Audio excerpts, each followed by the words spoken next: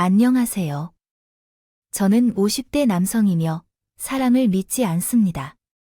전처에게 배신당한 후로 사랑이 얼마나 허황하고 부질없는 감정인지 깨달았습니다. 오늘은 전처에 대한 놀라운 행동을 상세히 밝히려고 밤에 그녀의 문을 두드리게 되었는데 뒷이야기가 기다리고 있으니 꼭 끝까지 들어주시길 부탁드립니다. 제 인생에서 가장 큰 충격으로는 아마도 부모님의 교통사고가 아닐까 합니다. 제가 15살 때 부모님이 할머니를 뵈러 오다가 음주운전 차량에 치여 사망하셨습니다. 아버지는 현장에서 사망하셨고 엄마는 사고 후 유증으로 귀가 안 들리게 되었습니다. 이 사건은 벌써 40년이 넘은 일이지만요. 여전히 떠올리기만 해도 고통스러워요. 그 사고로 우리 가족은 상처를 입었어요. 엄마는 아버지를 잃은 상심과 혼자 남아 살아야 했다는 죄책감, 갑작스럽게 청각장애인이 되어야 했어요. 당연히 나와 9살 터울의 누나를 위한 여력이 없었죠. 저희는 외할머니 손에서 자랐어요. 엄마를 원망하기도 했고 불쌍했어요.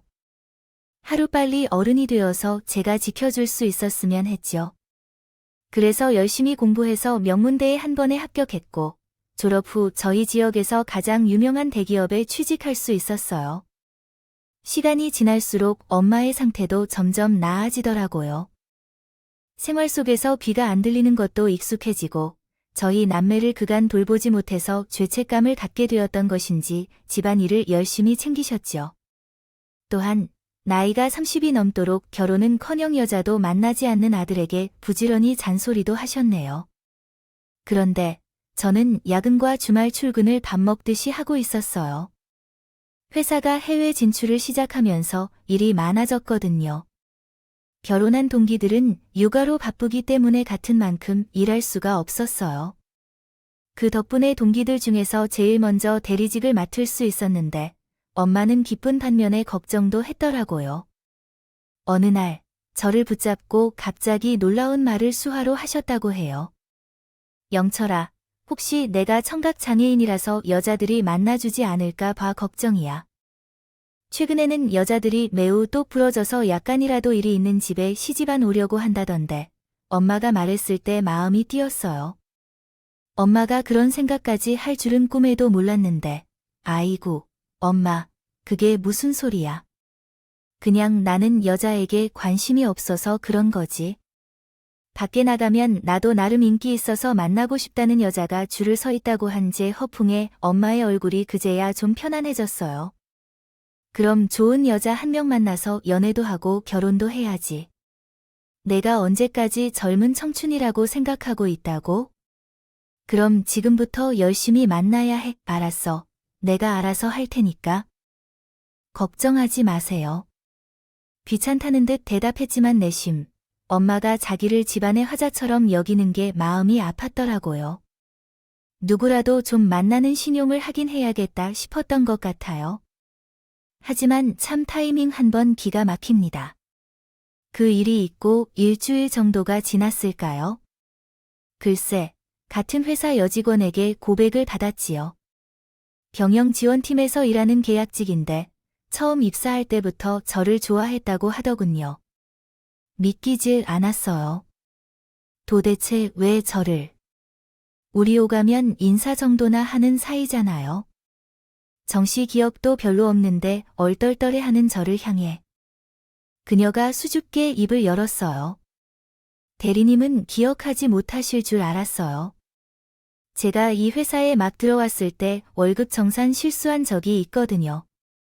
제 때문에 아예 월급을 제 날짜에 못 받은 직원들도 있었는데 그 중에 한 명이 대리님이었고 근데 대리님은 화도 안 내고 괜찮다면서 웃어주셨어요.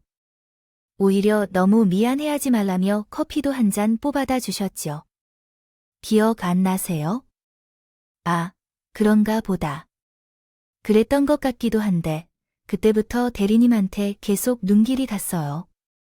여직원들이 정수기를 못 갈아서 낑낑대고 있으면 대신 와서 물을 갈아주고 무거운 것이 있다면 다 들어주고 참 좋은 사람이다 싶었죠. 그녀의 칭찬에 얼굴이 절로 화끈거리더라고요.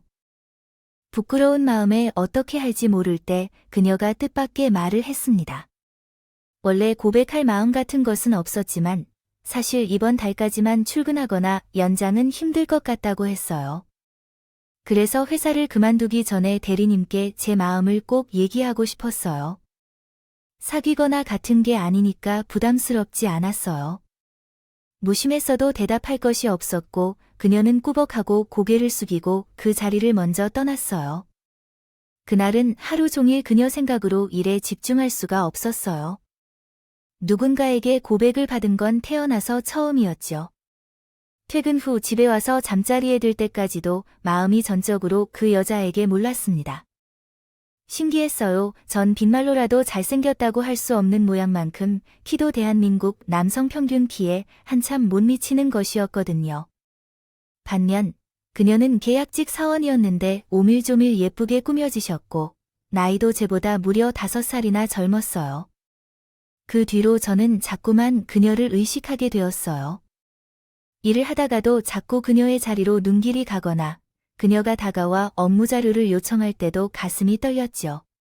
그녀의 퇴직일이 다가올수록 아쉽고 조급해지더군요. 맞아요. 어느 날 갑자기 제게도 그녀에 대한 이성적인 호감이 생기게 되었어요. 결국 저는 없던 용기를 끌어모아 그녀에게 사귀자고 고백했어요. 나름 꽃다발도 사서 멋지게 말하려 했는데 어찌나 숙맥 부족한 말을 했다. 나는 엉성한 고백을 했고 그녀는 밝게 웃으며 좋다고 했다. 그 이후 내 삶은 금방 꽃피는 봄이 되었다. 이전에는 집과 회사뿐이었던 나는 그녀를 만나 놀이동산을 처음으로 다녀보기도 했고 영화관이나 미술관과 같은 문화생활을 즐겼다. 시간이 지날수록 그녀에 대해 더 많이 알게 되었는데 그녀는 밝고 활기찬 모습과는 다르게 상처가 많았다. 어릴 때 부모님이 이혼하신 후 엄마와 둘만 서로 살아야 했다고 했다. 경제적으로도 그다지 좋지 않았다. 사실 나는 고등학교를 졸업했다. 고운하게 이야기하겠습니다. 아버지와 이혼의 검정고시를 준비하다가 회사에 입사한 여자 아버지의 이혼 사실을 모른 채 엄마는 스트레스로 하루 종일 누워서 일을 못하였습니다. 그래서 학교 다니기도 힘들었고 햄버거집에서 카운터 일하거나 신문을 배달하거나 카페에서 아르바이트하며 돈을 벌어야만 살았습니다. 그러다 살을 좀 찌우니 검정고시에 합격해서 회사에 입사하게 되었습니다. 계약직으로 시작했지만 그만두는 것 없이 회사에서 열심히 일하며 인정을 받았습니다. 회사에서는 잘하고 있다고 생각됐고 정규직 전환 가능성도 있을 것이라고 말씀을 받았습니다. 멋쟁이인 여자 아버지를 응원하지만 현실은 생각보다 힘들다는 것을 알게 되었습니다.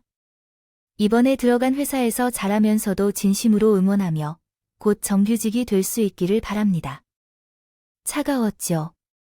여자친구는 정규직 심사에서 떨어졌고 결국 그 회사도 그만둬야 했습니다. 너무 억울해. 이번에 나 대신 정규직 된데 나보다 일도 못하고 불성실하다 말이에요. 근데 어리고 예쁘다는 이유만으로 뽑혔다는 거라고. 그런 회사면 그만두는 게 나을 것 같아요. 차라리 잘 됐어. 더 좋은 회사가 분명 있을 거예요. 글쎄, 나도 벌써 20대 후반이라. 아이고, 이젠 계약 직구를 들어가는 것도 힘들었어요. 언제까지 이렇게 살아가야 하는지 차라리 집에서 살림이나 하고 싶어요. 내 친구들도 다 결혼해서 잘 사는데 원래 여자친구는 일찍 가정을 꾸리고 싶어 했어요. 어릴 때 부모님이 이혼하신 게 트라우마가 된 걸까요? 하얀깔이 시집가서 아이를 낳고 누군가의 엄마가 어떤 사람의 아내가 되길 희망했었거든요. 게다가 여자친구가 어머니가 재혼하셨기 때문에 상황이 조금 복잡해졌어요. 어머니는 나이가 많으셨고 새 아버지와 함께 살기는 쉽지 않았는데 여자친구는 자주 독립하고 싶어 했어요. 하지만 제 자신은 자신이 부족하다고 느꼈어요. 아버지가 사고로 일찍 돌아가셔서 제대로 배울 기회가 없었기 때문이죠. 좋은 가족이 될 수 있을지 두렵기도 했어요. 아직 결혼할 마음이 준비되지 않았다고 나는 생각했죠. 하지만 여자친구가 사랑을 바라는 마음을 무시하기가 어려웠어요. 현실의 벽 앞에 무너진 여자친구를 보면서 어쩌면 엄마의 모습과도 겹치는 걸 느꼈어요. 보호 본능이 들어서 제가 지켜줘야 한다는 생각이 들더라고요. 오랜 고민 끝에 나는 여자친구에게 말했어요. 이제 다른 회사 알아볼 필요 없어. 나랑 결혼하자. 미정아, 나가 너 책임질게. 내 말에 여자친구는 깜짝 놀라면서도 기뻐했어요. 정말 드디어 결심이 선 거야? 그래, 나도 나이가 있는데 아기 키우려면 이제 슬슬 결혼해야지. 근데 자기도 알다시피 우리 엄마 귀가 불편하든 그런 말지. 그게 왜 나이 출가인이고 내가 엄마를 평생 모셔야 해. 결혼해도 당연히 같이 살 거고 괜찮을까? 아, 그래 생각하지도 못한 말이었는지 여자친구의 표정이 일순 어두워졌어요. 그럼 자기는 내가 어머님 모시고 살기 싫다고 하면 결혼 안 하겠다는 거지? 나보다 어머님이 우선이라는 거네. 아이, 그런 게 아니라. 우리 엄마는 혼자 살 수 있는 사람이 아니라 말이에요. 귀띔 때문에 자기가 일을 좀 도와줬으면 하는 거래요. 오랫동안 고민하던 여자친구는 얼마 후 결심한 것 같아 입을 열었어요. 그래, 당신 어머님이라면 분명 좋은 분일 텐데 나도 잘 대해드릴 수 있도록 노력할게. 아, 고마워. 역시 내가 고른 여자야. 참나, 말로만 결혼하는 게 아니라 내가 진짜로 잘할게. 자기야, 사랑해. 결혼 준비는 재빠르게 이루어졌어.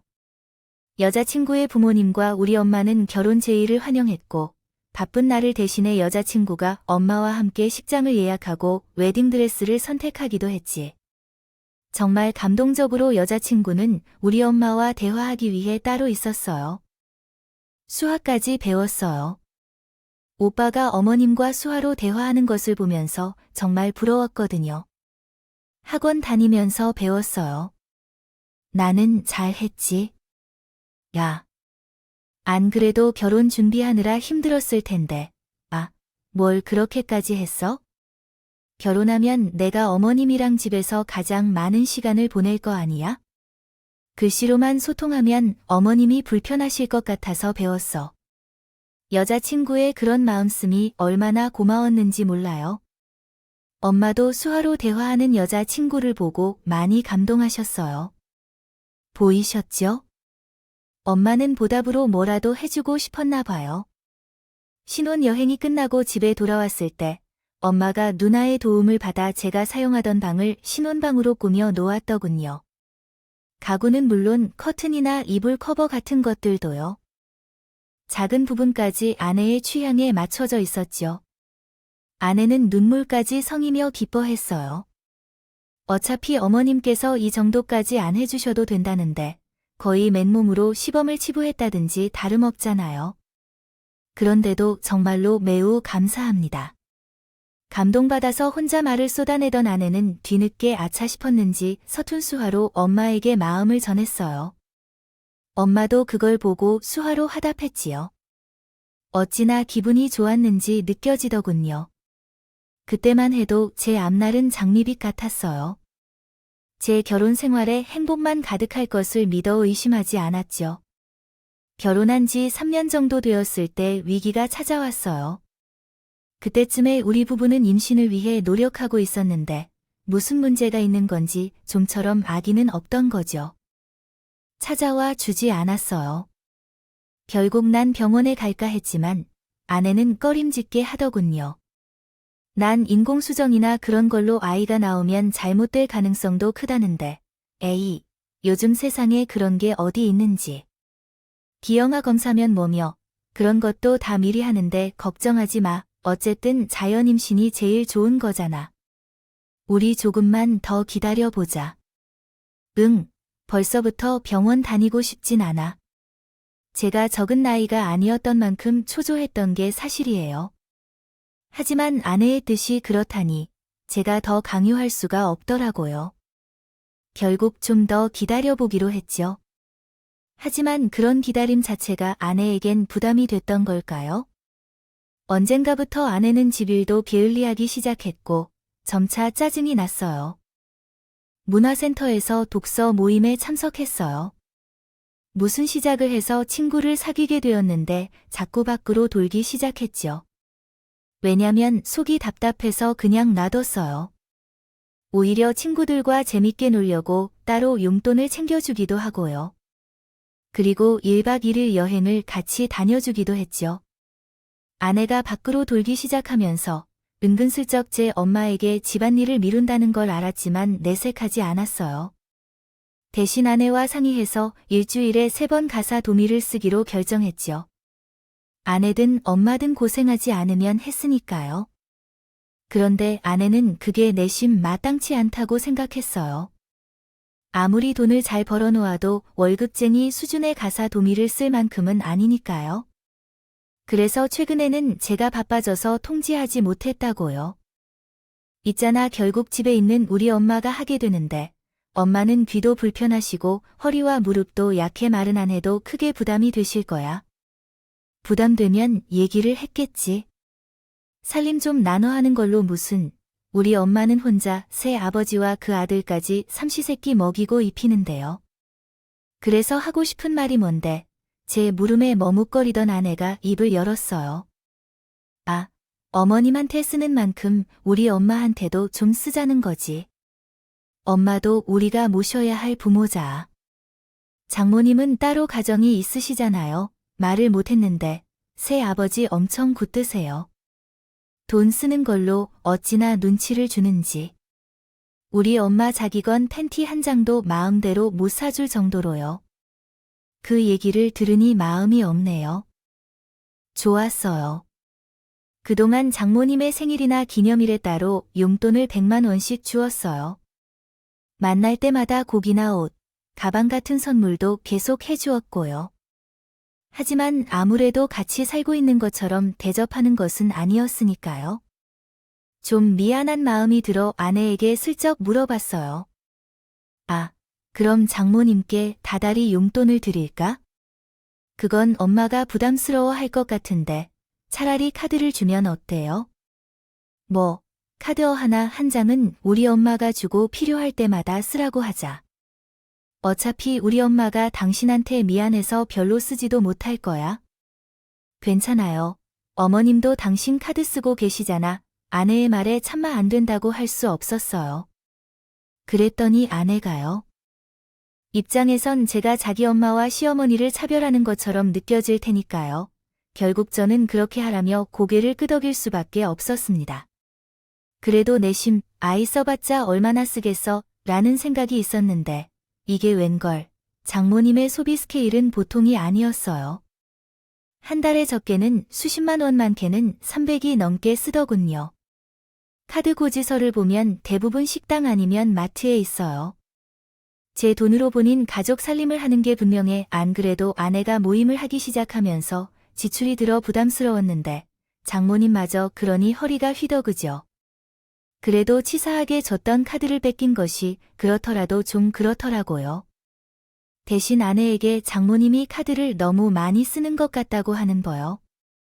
조금만 자제해달라고 말 좀 잘 전해주련다면 좀 더 쉽게 이해할 것 같아요. 못할 말은 아니었다고 생각하는데요. 그게 아내 입장에선 너무 서럽게 느껴졌나 봐요. 생각해봐. 어머님이 썼어도 당신이 그렇게 말했을 거야. 여기서 우리 엄마 얘기가 왜 나와? 아, 엄마는 아들이 힘들게 번 돈을 쓰는 게 미안하다고 카드를 드려도 1년에 한 번 긁을까 말까인데, 그래서 우리 엄마는 사위 돈이니까 아쉬운 줄 모르고 펑펑 쓴다. 이거야 말 그렇게 해? 아니, 내 말은 그런 뜻이 아니라. 요즘 당신도 모임 사람들을 만나고 옷을 사고 뭐하고 쓸 돈이 늘었잖아. 아, 그래서 그러자. 아내가 허두 숨을 치며 파르르 떨었어요. 하, 이젠 내 쓸 돈 가지고도 뭐라고 하는 거야? 누가 보면 내가 만 부리는 악령 같아. 온몸에는 보라도. 두르고 다니는 건 알겠어. 결혼 전에 하늘의 별도 달도 다 따줄 것처럼 굴지 말고 자꾸 왜 그래? 당신한테 뭐라고 하는 게 아니야. 그냥 장모님한테 백화점 가서 100 넘게 쓰지 말라는 거야. 아, 그게 그렇게 못할 말이야. 당연하지. 우리 엄마가 당신에게 카드를 줬다니까 얼마나 고마워하고 미안해했는데 계속 눈치 보고 그러면 내가 말 안 했냐고. 당신 마음대로 쓰라고 했잖아. 얘기했잖아. 우리 엄마 돈이라고 쓸 줄만 알고 벌어올 줄도 몰랐던 아버지랑 짠돌이 새아버지 때문에 평생 고생만 한 사람이야. 당신이 돈을 못 버는 것도 아니고 우리 엄마가 달에 1,000만 원씩 쓰는 건 아닌데 그냥 좀 놔두면 안 되지. 못하면 내가 다시 일할게. 시작할게. 내가 당신과 결혼하지 않았다면 계속 일하며 돈을 벌었을 거예요. 그러면 이렇게 비참한 기분을 느끼지 않았을 거예요. 내가 누구 때문에 이렇게 고생하는지. 임신 준비로 일도 못하고 있지만 당신은 너무합니다. 진짜 아내는 감정을 이기지 못하고 바닥에 주저앉아 울기 시작했어요. 그런 아내를 보니 너무 미안하고 안쓰러웠습니다. 승진하면서 연봉도 올랐고 따로 투자하고 있는 주식이나 부동산도 성공했기 때문에 장모님과 아내의 소비는 부담스럽지 않았습니다. 제가 좀 더 야근하고 투자처를 늘리면 될 것이었죠. 결국 저는 아내를 달래며 미안하다고 사과했고 장모님과 아내의 소비에 대해 더는 왈가왈부하지 않겠다고 했어요. 그 후로 아내와 장모님의 소비는 더욱 커졌습니다. 갈수록 부담도 커졌지만 그래도 내색하지 않았습니다. 애가 생기면 그때부터 다시 애에게 들어가는 돈이 많아지겠죠. 그때 다시 이야기를 해야겠다고 생각했습니다. 그렇게 어느 날 회사에서 갑작스럽게 해외 출장이 잡혔고 사흘 동안 집을 비워야 했습니다. 엄마가 귀가 불편하다는 걱정이 들어서 아내에게 출장 중에는 약속이나 외출을 삼가달라고 당부한 뒤 출장길에 올랐습니다. 해외 공장을 둘러보고 현지 직원들과 다양한 이야기를 나누다 보니 시간이 화살같이 흘러갔습니다. 그래도 조금뿐만 아니라 숨을 돌리며 맥주 한잔 할 시간이 있을 줄 알았지만 잠잘 시간도 없었습니다. 없었어요.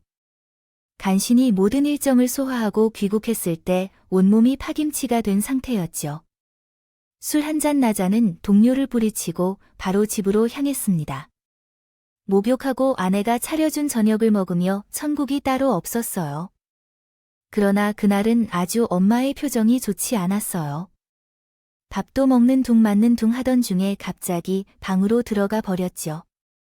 아내에게 무슨 일이 있냐고 물었지만 아내도 모르는 척했네요. 어디 아프신 것 같진 않은데 가을 탓이거나 아님 아버님 일이 가까워서 그런 거예요. 엄마는 아버지가 돌아가신 날이 다가오면 부쩍 우울해 하셨거든요. 안쓰러운 마음의 출장 때 사온 선물을 챙겨서 엄마 방으로 들어갔습니다. 들어갔고 위로하겠다고 했는데 이런저런 일상 대화를 나누던 중에 엄마가 갑자기 핸드폰을 꺼내더군요. 영철아, 이거 좀 들어볼래? 괜히 팔 것도 아닌데 일 키우는 것 같아 가만히 있으려 했는데 아무래도 영 좋지 않아서 뭘 들어보라는 거니? 하고 말했어요. 너 출장 갔을 때 사돈이 와서 새 아가랑 뭐라 떠들길래 녹음해놨어. 난 하나도 안 들려. 엄마는 종종 모르는 곳에서 전화가 오거나 사람이 찾아오면 대화 내용을 녹음해뒀다가 제가 오면 들려주고 일을 처리하곤 했어요. 근데 장모님이랑 아내의 대화까지 녹음했다. 제 표정이 영 좋지 않았던 걸까요? 저를 살피던 엄마가 억지로 손에 핸드폰을 들려주었어요. 엄마가 정말 좋지 않다는 느낌 때문에 말이에요. 들을 수 없어도 눈치를 살피는 것이 있는데 한번 들어봐요. 별거 없으면 그냥 무시해도 돼요. 엄마의 말을 마지못해 듣고 나서 핸드폰 녹음 어플을 켰어요. 저장되어 있던 파일을 재생했더니 즉시 아내와 장모님의 익숙한 목소리가 흘러나왔어요. 아무 생각 없이 그들의 대화를 듣고 있던 나는 어느 순간 굳어서 말없이 되었습니다. 마치 얼음물을 뒤집은 것처럼 온몸이 차가워졌고 너 그러다가 박서방이 알면 어쩌려고. 그래, 그 한량 같은 놈이 어디가 그렇게 좋다고 자꾸 만나는 거야? 아, 그럴 시간 있으면 얼른 서방하고 애 나가죠. 장모님의 말을 이해하기도 전에 아내가 짜증스러운 목소리로 대꾸했어요. 아, 내가 알아서 할 거야. 엄마. 신경 쓰지 마. 어떻게 신경 안 쓸까? 박서방 1년 연봉 얼마인데 가진 산이 얼마인데 이러다 너 피는 거 걸려서 이혼당하면 그거 한 푼도 손에 못 쥐고 뺏기는 거야. 얼른 애라도 나와서 유산으로도 물려받아야지. 그놈 만난 뒤로 피입숙 왜 자꾸 챙기는 거야? 그 자식이 너 임신하면 가만 안 둔대. 바람이라 피임약이라니 생각도 못한 말들에 머리가 어질어질했어요. 문득 얼마 전 아내의 서랍장에서 피임약을 발견했던 게 생각났죠. 저랑 연애할 때 먹던 거라고 해서 그러려니 했는데 알고 보니 아내는 외도를 시작하면서 계속 피임약을 복용하고 있던 거예요. 옆에 있던 엄마가 제 상태가 이상하다는 걸 알았는지 수화로 왜 그러냐고 물어봤어요. 하지만 대꾸해줄 정신도 없던 것이다. 고개를 가로저으며 사이에서 녹음된 아내의 목소리가 귀에 남아 도는데 저놈의 돈, 엄마는 엄마한테 명품백을 사주고 용돈을 주는 사위가 최고라고 생각해. 딸이 진짜로 사랑하는 남자가 있는데 이렇게 이혼조차 못하고 맞지 못해 살아가는 모습은 불쌍하다. 하루 종일 집에 갇혀 사랑하지 않는 남자를 위해 속옷을 빨고 밥을 차려주고 귀 안 들리는 신부를 보양하는 것이 가엾지 않은가? 아이고, 왜 그러는 거야? 내가 네 마을을 왜 몰라? 그래서 내가 그놈을 만나는 것도 그냥 눈 감아주고 있는 거잖아. 그리고 내가 결혼해서 좋은 것도 나뿐이야. 너도 힘들게 일 안 하고 박서방이 벌어다 주는 돈으로 편하게 살고 있으니 얼마나 좋아? 또 박서방이 내게 얼마나 지극히 하고 있는 거야? 정성 있으면 저도 그렇지만 자기의 주제를 알아야 시집살이와 같은 것은 안 시킬 거라며. 아, 그게 그거면 됐지. 그러니까 기왕 이렇게 사는 거면 꼭 감았어야 하고 아들만 하나 내야지. 그래서 한 10년 살다가 이혼하면 되겠지. 아, 그럼 재산 분할도 받을 수 있고 애교육비나 유산도 받을 수 있는데 남는 장사 아니겠어. 알겠으니까 조용히 좀 해. 아, 시엄마가 이상한 눈으로 쳐다보잖아. 아이, 뭐 틀리는 것도 없는데 왜 그래? 녹음 파일은 거기서 끝이었어요. 두 여자의 대화 내용에 손이 절로 떨린다더군요. 그러자 엄마가 다시 제 어깨를 흔들었어요. 그리고 수아로 왜 그래? 그런 내용이라니 막내 욕하고 그러니 귀 안 들린다고 했대. 고개를 가로쳤어요. 그런 건 아니에요. 별거 아니니까 신경 쓰지 마세요. 엄마 핸드폰에 있던 녹음 파일을 제 핸드폰으로 옮겼어요. 그리고 저를 붙잡는 엄마를 뒤로 하고 밖으로 나왔어요. 사실대로 말하는 게 좋은지 나쁜지 갈피를 잡을 수 없었거든요. 일단 저 스스로도 너무 큰 충격을 받아서 시간이 필요했고요. 방으로 돌아오니 아내는 벌써 씻고 잠자리에 들었다고 해요. 곤히 자고 있는 얼굴은 여전히 제가 알고 있는 아내의 얼굴 그대로였어요. 그래도 연애 기간 3년, 결혼한 지 4년 도합 7년을 넘게 알고 있다고 생각했는데 그동안 아내가 저 모르게 다른 사람을 만나고 있었다는 게 도무지 믿기지 않았어요. 그렇다면 안 되는 일이라고 생각했죠. 알면서도 손이 저절로 아내의 핸드폰으로 향했어요. 제 기억에 아내는 따로 잠금을 걸어놓지 않는 사람이었지만 어느새 비밀번호가 걸려 있었어요. 이런저런 숫자를 조합해보아도 풀리지 않았죠. 고민하다가 아내가 쓰는 화장대를 여기저기 뒤져봤어요. 못 보던 다이어리가 하나 튀어나왔어요. 달력을 보니 특정한 날에 하트 표시가 3개 있었어요. 제 생일도 기념일도 아니었고 기억을 되새겨보니 아내가 모임 친구들과 1박 2일로 여행을 간 날이었어요. 떨리는 마음으로 그 날짜를 핸드폰에 입력하니 비밀번호가 풀렸어요.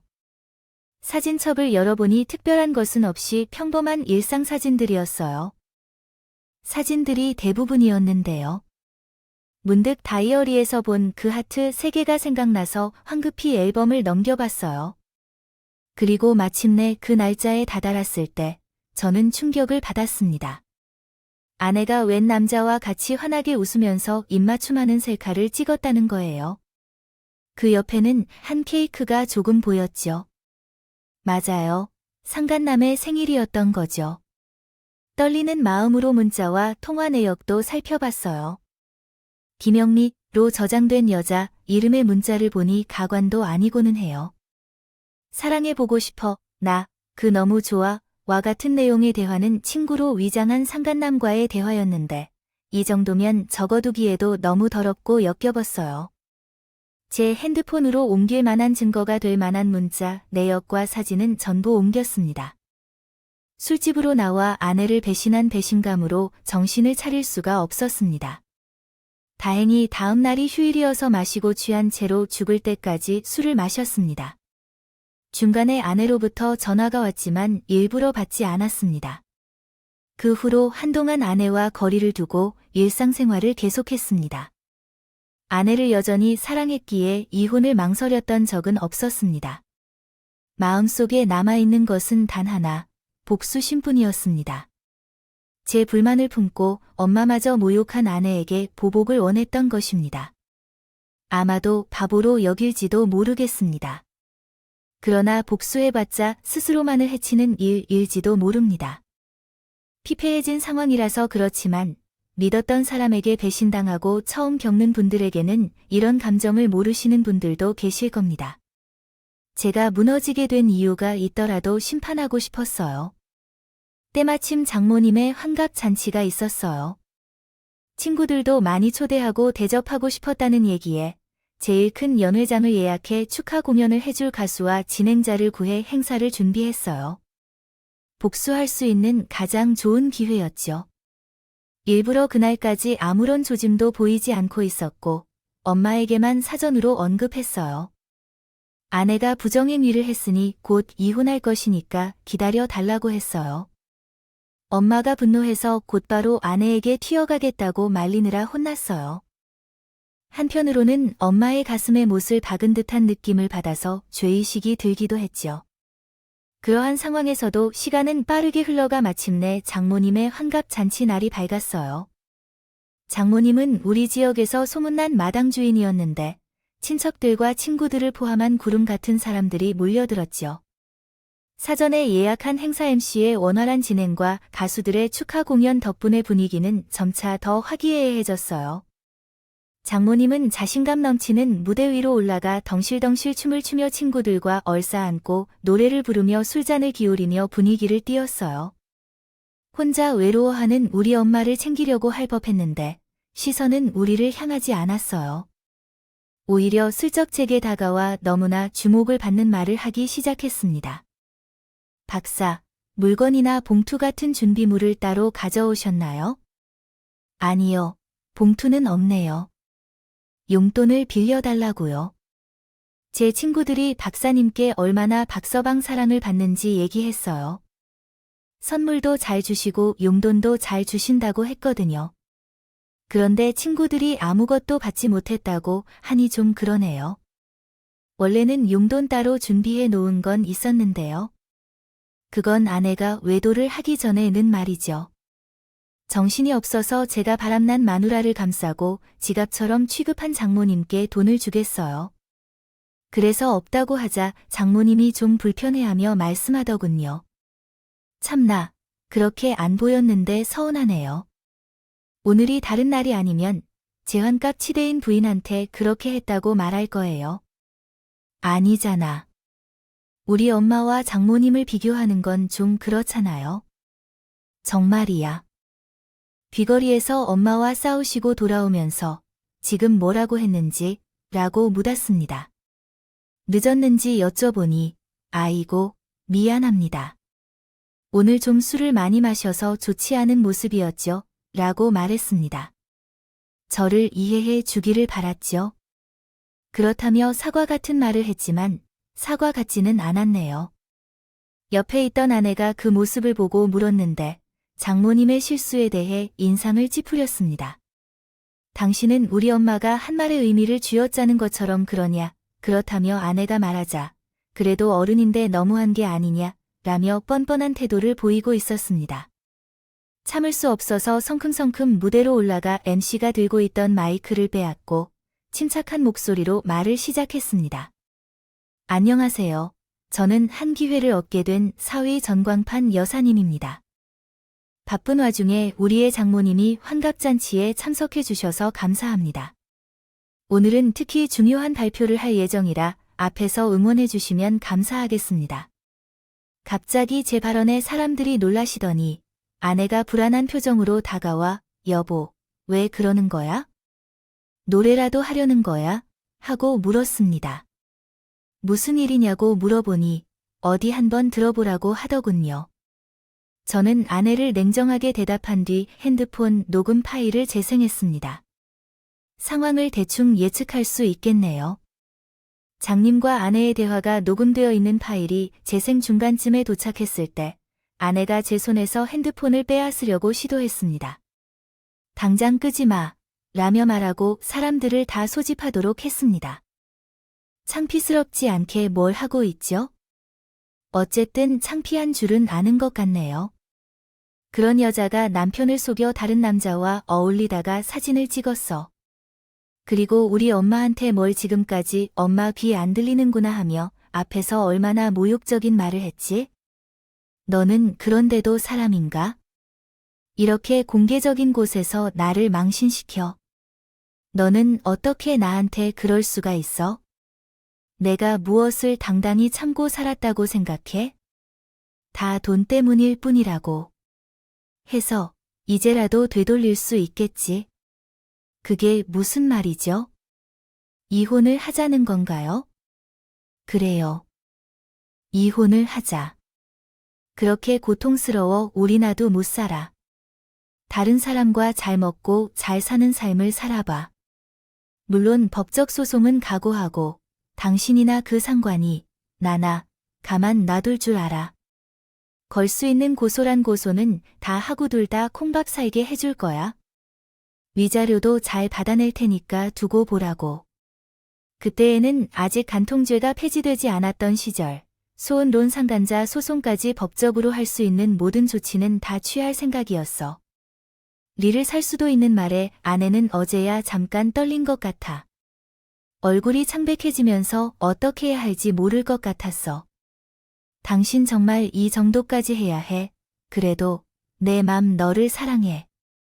사랑했잖아. 근데 그렇게 소송까지 해야겠냐고. 마음이 변한 게 죄는 아니잖아. 다른 사람을 사랑하게 된 걸 나보고 어떡하라고. 우리가 아직도 연애 중인 줄 알아 법적으로 혼인신고까지 한 배우자를 배신한 건데 당연히 죄를 물어야지. 그동안 당신이 내게 벌어온 돈으로 모임이나 여행 등을 얼마나 지켜왔는지 알아? 장모님 철마다 사재 끼던 명품백과 모피코트는 다 내 돈으로 샀단 말이야. 그래도 당신을 사랑했으니까 내가 더 벌어야지라고 생각했었는데 당신이 쓰는 카드값이 몇백이 돼도 쓴소리 한마디 없었어. 그 보답이 고작 이것뿐이야 말이야.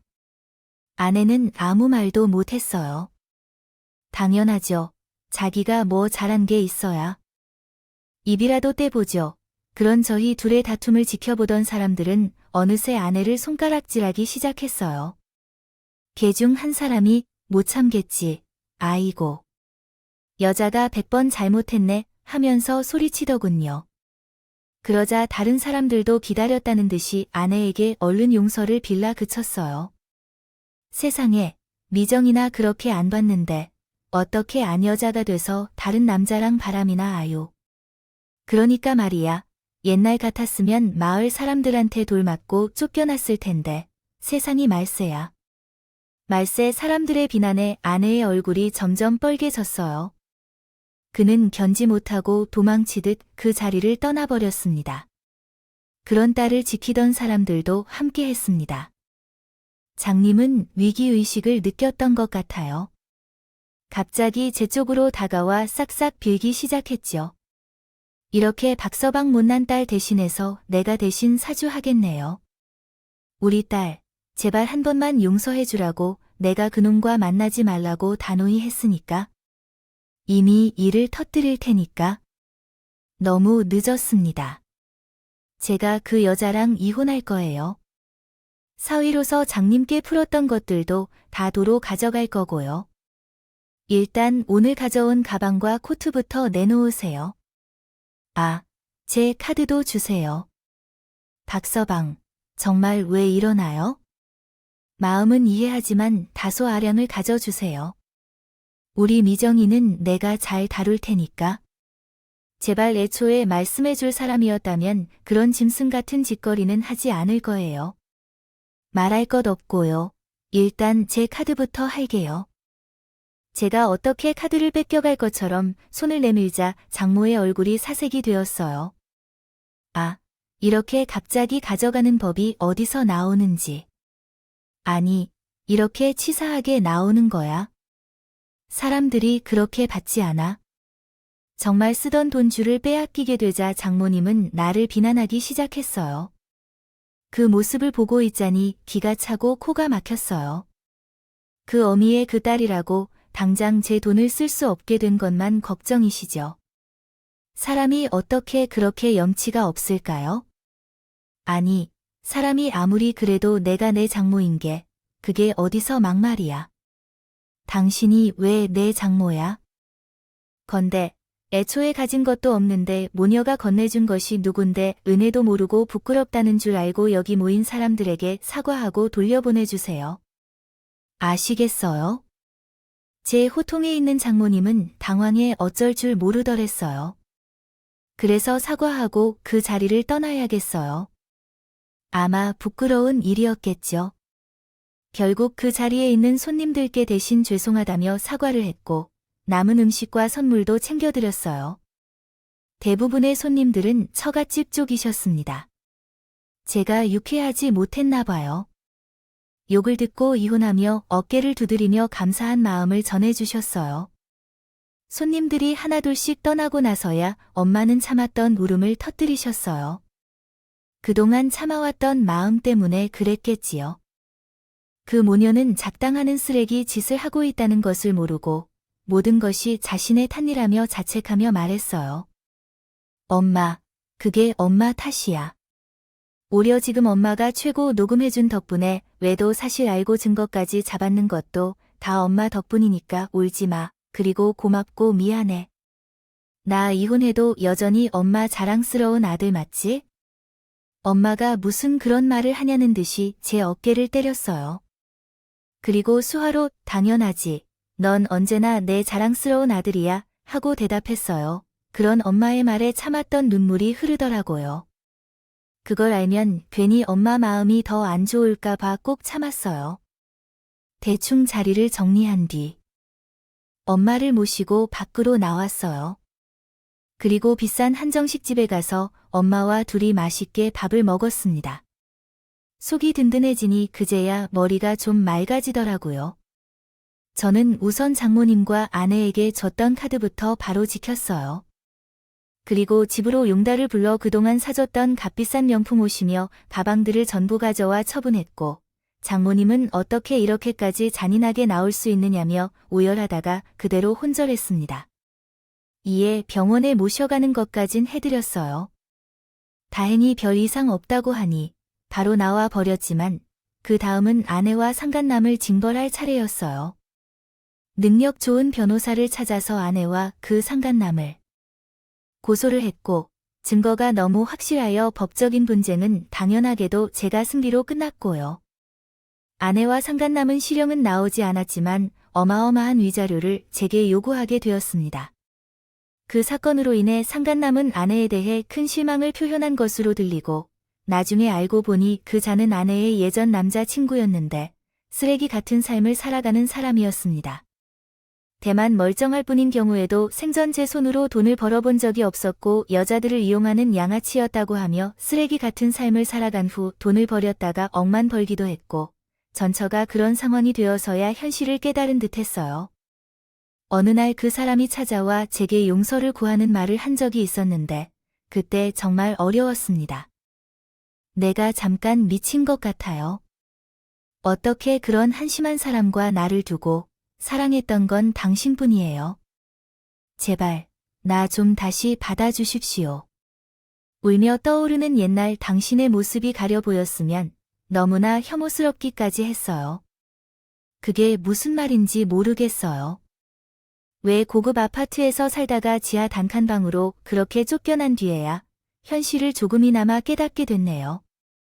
마음껏 쓰던 내 카드가 없어서 아쉬워요. 이 사람에 대한 내 사랑까지 의심하지 마세요. 당신은 사랑을 웃기고 계시네요. 그건 사랑이 아니라고요. 사랑했다면 나한테 그렇게 잔인하게 굴어선 안 됐어요. 당신은 그냥 나를 이용하려는 호구일 뿐이에요. 돈이 나오는 통장 이상으로는 대하지도 않아요. 더는 말 섞기도 싫으니까 당장 꺼져. 그리고 위자료는 무슨 수를 써서라도 내놔. 안 그러면 당신이 가는 곳마다 당신이 한 더러운 짓거리 다 알릴 테니까. 알았어. 여보, 나 이제 갈 것도 없어. 제발, 나 좀 다시 받아주라. 응, 꺼지라고. 경찰 불러야 정신 차릴 거야. 생전 다정하게 굴던 제가 그렇게 나오자 전처는 겁을 먹은 것 같아. 그대로 꽁지가 빠져 도망쳤어. 그 뒤로 한 번도 찾아오지 않았어. 간간히 전화가 오긴 했는데 싸그리 무시하자. 언젠가부터는 더는 연락조차 하지 않더군.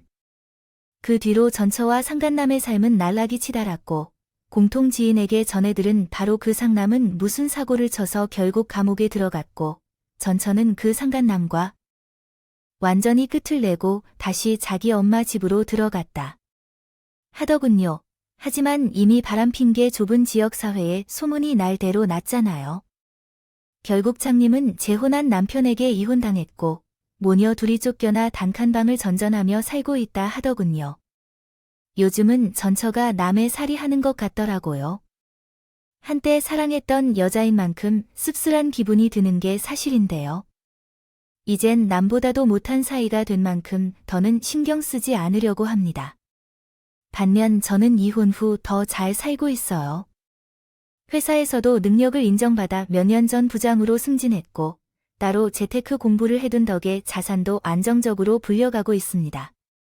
투자 목적으로 샀던 건물이 얼마 전 재개발로 크게 오르면서 사실 더는 일하지 않아도 될 정도로 부자가 되었습니다. 그래서 최근에는 진지하게 퇴사도 고민 중이에요. 요즘은 파이어족이라고 해서 젊은 나이에 돈을 모으고 자발적인 은퇴를 하는 사람들이 많아요. 저도 슬슬 제2의 인생을 준비할 때인 것 같아요. 일 때문에 바쁘다 미뤄뒀던 취미 생활도 즐기고 엄마 모시고 여기저기 여행도 다니면서 살까 합니다. 엄마는 제가 지금이라도 새 장과 들길 바라시지만 글쎄요. 제가 너무 클까봐 새로운 관계를 형성하고 싶지 않아요. 인생은 예측할 수 없는 물살과 같기에 뭐라고 해도 또 좋은 짝을 만나 결혼할지도 몰라요. 모르겠지만 지금은 자리 있는 상태로 너무 만족하고 있습니다. 둘이라고 해서 2배로 더 행복한 건 아니잖아요. 썰밤 구독자 여러분을 어떻게 생각하시나요? 긴 이야기 들려주셔서 감사합니다. 언제나 건강하세요.